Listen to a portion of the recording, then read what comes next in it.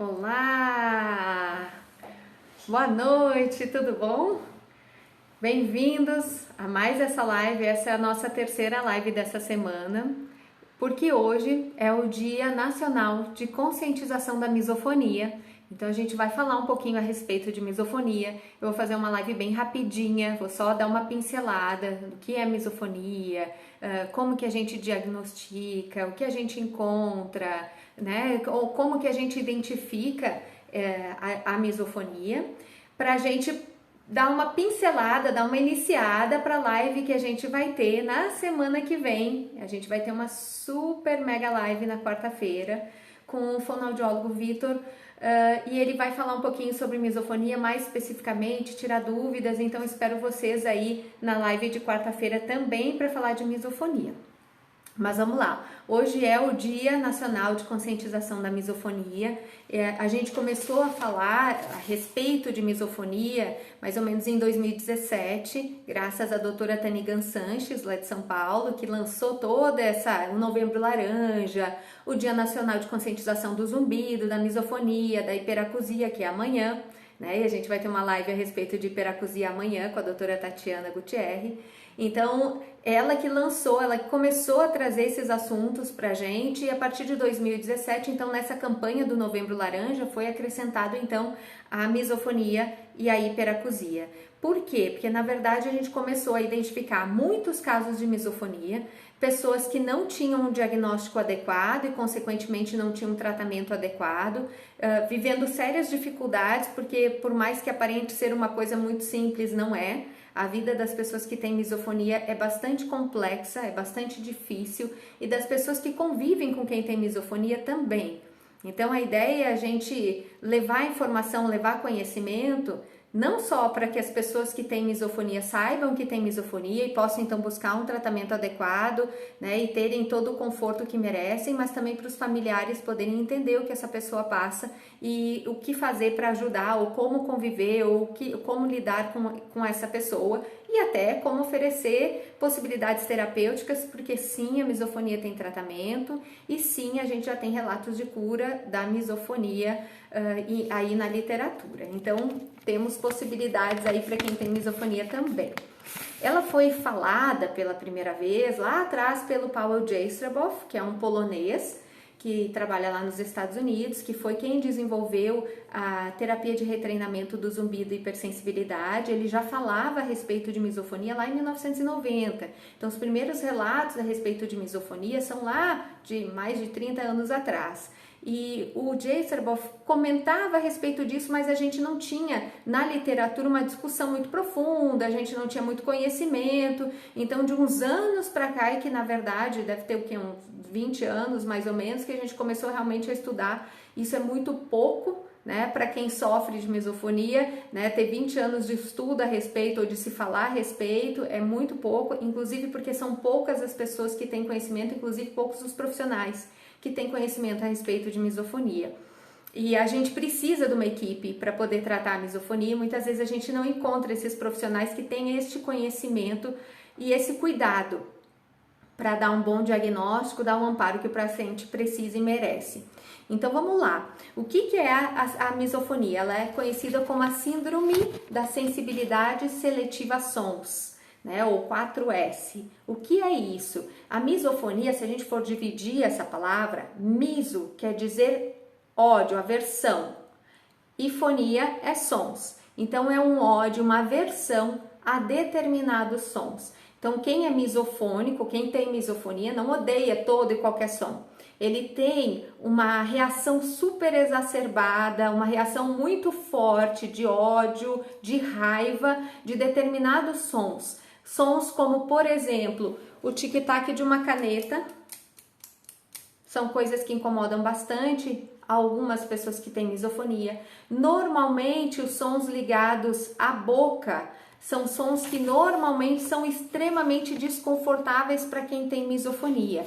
Então, vocês vão perceber muito comum uma pessoa que tem misofonia dizer que não consegue almoçar com as pessoas, comer numa mesa com outras pessoas, e aí a gente já começa a identificar as limitações que a misofonia pode causar, né? Então, as pessoas acabam não tendo convívio familiar ou convívio social. por causa dos sons que fazem a boca, ou o bater do talher no prato, né? Ou o arranhar de alguns talheres, ou às vezes o que alguém faz, ou o jeito que alguém come, o jeito que mastiga, o som da mastigação, né? Às vezes é muito específico, muito linkado a uma pessoa, ou às vezes são mais, né? São todas as pessoas que fazem esse tipo de som, mas ele não é, todos nós temos, né? Desconforto com determinado som. Se eu pegar lá no quadro negro e arranhar, todo mundo, ou a grande maioria das pessoas, vai sentir um desconforto com relação a isso, vai sentir uma agonia. Para quem tem misofonia, vocês pensem em multiplicar essa agonia, esse pavor desse som infinitas vezes. Então, não é essa coisa que a gente tem de um desconforto com determinados sons, quando vem um apito agudo me incomoda, me dói a orelha e tal. Não, essas pessoas têm um total pavor, uma aversão, um ódio, que pode inclusive desencadear respostas físicas. Então, são pessoas que muitas vezes podem inclusive acabar até tomando alguma atitude mais agressiva, porque elas não conseguem suportar esse som, tá? Então, às vezes, a pessoa que tem misofonia começa a chorar, ou ela sai do ambiente, para de frequentar determinados ambientes, né? Começa a pegar aí a aversão a determinadas situações e ambientes em função do tamanho de desconforto que ele começa a perceber, porque são ambientes que acabam trazendo e propiciando, né, favorecendo a existência desses sons.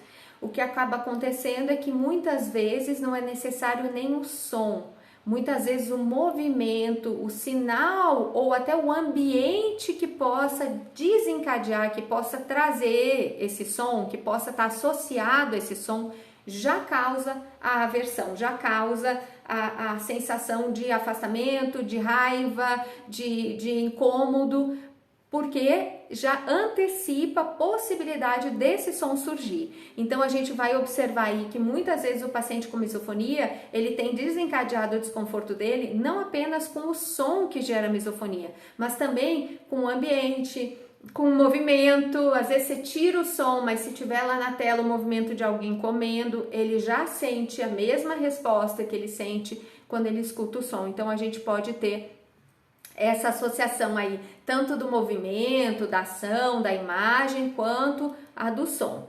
E a gente precisa diferenciar a misofonia de outra sensibilidade, que é a hiperacusia, que é o que a gente vai conversar amanhã às 16 horas com a doutora Tatiana.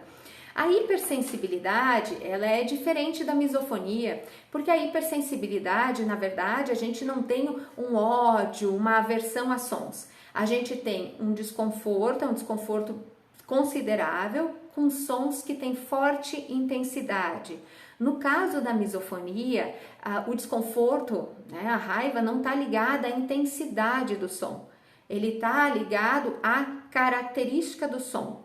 E no caso da hiperacusia, está ligado ao volume, à intensidade do som. Então, na hiperacusia, todos nós temos lá um limiar de desconforto a sons. A partir de lá, 90 a 100 decibéis, a gente dispara um sistema de proteção do corpo para me defender de sons altos. Então, meu corpo começa a responder, gerando um desconforto para que eu saia daquele local para proteger a minha audição. Então, todos nós vamos ter esse limiar de desconforto que deve ser disparado aí entre 90 a 100 decibéis. Nas pessoas que têm hiperacusia, esse limiar, esse disparo que dá para som alto, ele acontece antes. Então, sons que têm intensidades menores, sons mais fraquinhos, mais baixinhos do que aqueles que deveriam disparar o desconforto, já disparam o desconforto. Então, a pessoa sente aquele incômodo com sons que, na verdade, não estão tão fortes assim, que para os outros no ambiente é levado de forma até natural e espontânea, mas para eles acaba gerando incômodo.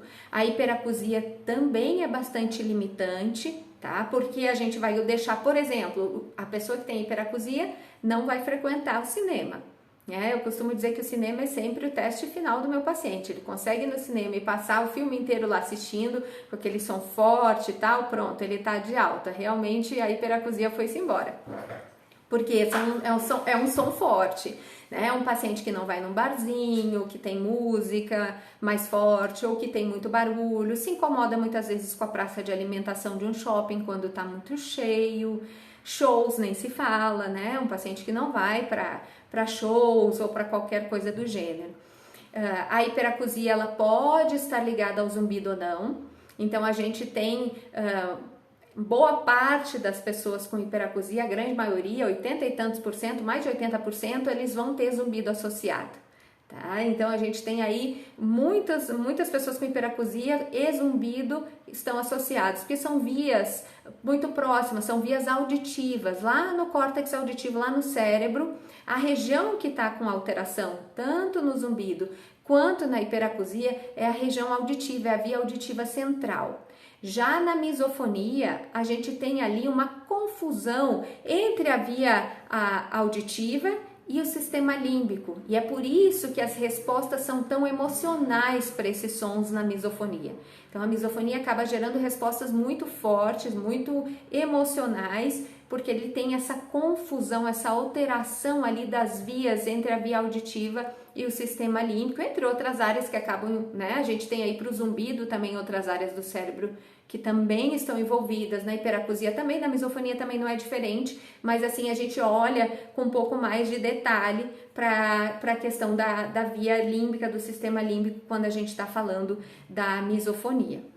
É muito comum começar a ter os primeiros sintomas na adolescência, mas eu já aviso de antemão que nós temos crianças com misofonia, eu atendo no consultório crianças com misofonia. Meu pacientinho que eu tenho hoje está com 5 anos, tá? Com misofonia, mas assim, é bastante comum a gente ter os sintomas aí a partir da adolescência. É muito comum a gente ver outros casos dentro da família, então a gente tem um histórico familiar dentro da família. Se a gente for buscar, nós temos relatos de pacientes, de parentes, né, que também apresentam características de misofonia, que também tem essa aversão a esses determinados sons. Então tem um histórico na família já de pessoas normalmente com esse desconforto com esses determinados sons. Como é que eu vou fazer o diagnóstico da misofonia? Tem algum exame?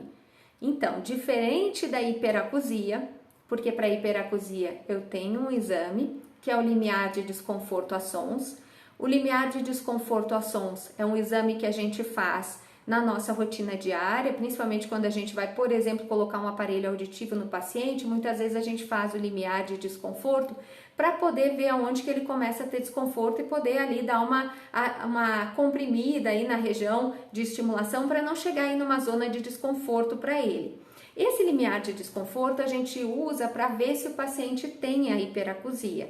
Por quê? Porque a gente espera, de novo, que a gente dispare esse desconforto com som forte, ali em torno de 90 a 100 decibéis. E quando a gente vai fazer o limiar de desconforto, a gente observa que esses pacientes vão disparar esse desconforto antes. Lembra que eu falei? Sons um pouco mais fracos do que o esperado já estão disparando esse desconforto. Ele é feito na cabine, nessa cabine em que você faz a audiometria, então você vai colocar o fone, você vai escutar numa orelha, separado da outra, e ao contrário da audiometria, porque na audiometria o que a gente faz? Coloca o som e reduz a intensidade, né? Deixa o volume do som cada vez mais baixo até o ponto em que o paciente não percebe mais o som. No caso de a gente fazer o limiar de desconforto, de a gente identificar se existe essa alteração ali no desconforto com som forte, a gente vai buscar deixar o som cada vez mais forte. Então eu vou colocando o som e eu vou aumentando o som gradualmente, apesar de parecer muito assustador quando a gente tem um desconforto com som altos. Lembre-se que nesse exame o paciente está no controle de absolutamente tudo, você não vai sofrer, o objetivo não é você sair zonzo da cabine. A ideia é justamente que você vá avisando quando você vai chegar ali numa zona próxima ao desconforto e a gente interrompe, né, a estimulação daquela frequência. E a gente vai marcando num gráfico aonde que você foi sentindo o desconforto. E a partir desse gráfico eu consigo identificar então se esse desconforto ele está alterado ou não, em quais frequências. Então pode ser que eu consiga lidar muito bem com sons mais graves, mais grossos, E eu não lido tão bem com sons mais agudos, né? Eles às vezes ficando um pouquinho mais alto, eles já me incomodam. Então isso também pode acontecer de eu ter aí uma alteração conforme frequências e eu consigo, por meio desse gráfico, enxergar se eu tenho uma hiperacusia. Na misofonia, esse exame não nos vale de nada. Por quê? Nós não estamos falando de volume, de intensidade de som. Nós estamos falando de qualidade, de características desse som. Então, na misofonia, normalmente o diagnóstico é feito pelo próprio relato do paciente. Nós não temos nenhum exame no presente momento que consiga identificar a misofonia. A gente vai fazer esse diagnóstico, é um diagnóstico assim muito, eu até ouso dizer que muito claro, muito fácil de ser feito, né? O paciente, quando ele senta, ele começa a descrever, você fala, caramba, é misofonia. Então assim, tem alguns que a gente, né, mas é mais difícil a gente ficar confuso, é mais difícil a gente ter dúvidas, porque muitas vezes o relato é muito claro, é muito redondinho, assim, de tenho desconforto com sons de quando alguém vai mastigar, quando alguém faz, quando a caneta, quando bate as coisas, ou a batida da porta, se fica batendo, enfim, e são às vezes mais de um desconforto. Normalmente o paciente tem mais de um desconforto, então não é só a boca, é a batida, é a mastigação, é o creque-creque, coisas que são crocantes, perdem a graça, porque justamente causam esse desconforto, tá? E a gente precisa trabalhar elas de forma diferente. A hiperacusia, o tratamento vai para uma direção, na misofonia o tratamento vai ir para outra direção. E é por isso que é importante fazer esse diagnóstico diferencial, é por isso que é importante fazer um bom diagnóstico, para que a gente consiga oferecer o melhor tratamento, o tratamento mais adequado, tá? E aí a gente pode contar com diversas formas de tratamento e a gente vai ter aí talvez algumas combinações. A gente pode tentar, pode buscar por tratamento medicamentoso, né? Tratamento psicoterápico. A gente tem aí diversas formas dentro da psicoterapia de poder ter acesso então à misofonia, ao tratamento da misofonia, e a gente também tem que identificar se tem alguma outra sensibilidade associada e trabalhar isso de forma paralela, em conjunto, tá? Bom, era isso que eu queria trazer para essa nossa conversa de hoje, que é uma conversa bem mais curtinha do que as nossas lives costumam ser, mas que eu quero deixar para a gente falar mais a respeito desse assunto na próxima quarta-feira, com o fonoaudiólogo Vitor Malavolta, que a gente vai conversar então de novo sobre misofonia, sobre como a gente trata, ele trata, eu trato, a gente vai trocar aí algumas ideias a respeito de misofonia. E na quarta-feira que vem, às 19 horas. Então eu espero vocês na próxima semana, quarta-feira, às 19 horas, para a gente conversar um pouquinho mais sobre misofonia, tá bom? Um beijo, obrigada a todo mundo. E até amanhã, às 16 horas, a nossa live com a doutora Tatiana sobre hiperacusia. Espero vocês!